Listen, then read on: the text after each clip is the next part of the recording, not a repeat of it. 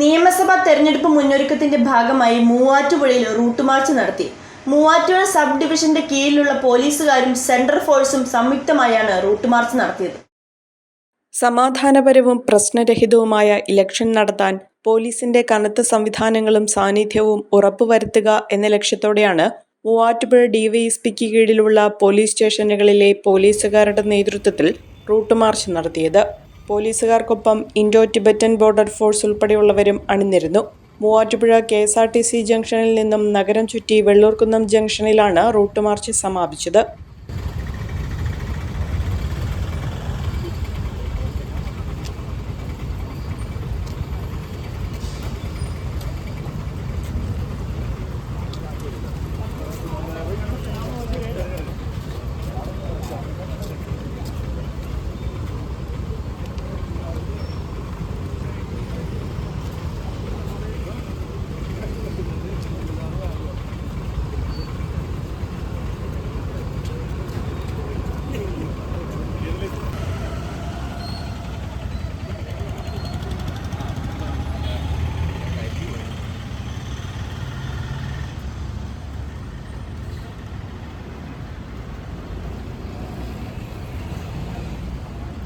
മൂവാറ്റുപുഴ ഡിവൈഎസ്പിക്ക് കീഴിലുള്ള വാഴക്കുളം, കല്ലൂർക്കാട്, പോത്താനിക്കാട്, കോതമംഗലം, കുട്ടമ്പുഴ, ഊന്നുകൽ, മൂവാറ്റുപുഴ തുടങ്ങി വിവിധ പോലീസ് സ്റ്റേഷനുകളിലെ പോലീസുകാർ റൂട്ട് മാർച്ചിൽ പങ്കെടുത്തു.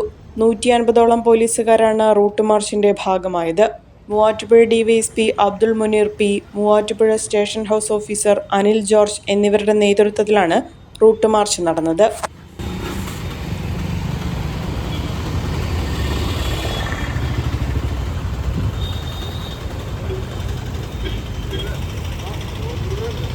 അഹല്യയിലെ വിദഗ്ധരായ ഡോക്ടർമാരുടെ ചികിത്സ കൊണ്ട് എനിക്ക് എന്റെ കാഴ്ചശക്തി പൂർണ്ണമായും തിരിച്ചു കിട്ടി. ഇപ്പൊ എനിക്ക് ഈസിയായി വായിക്കാം.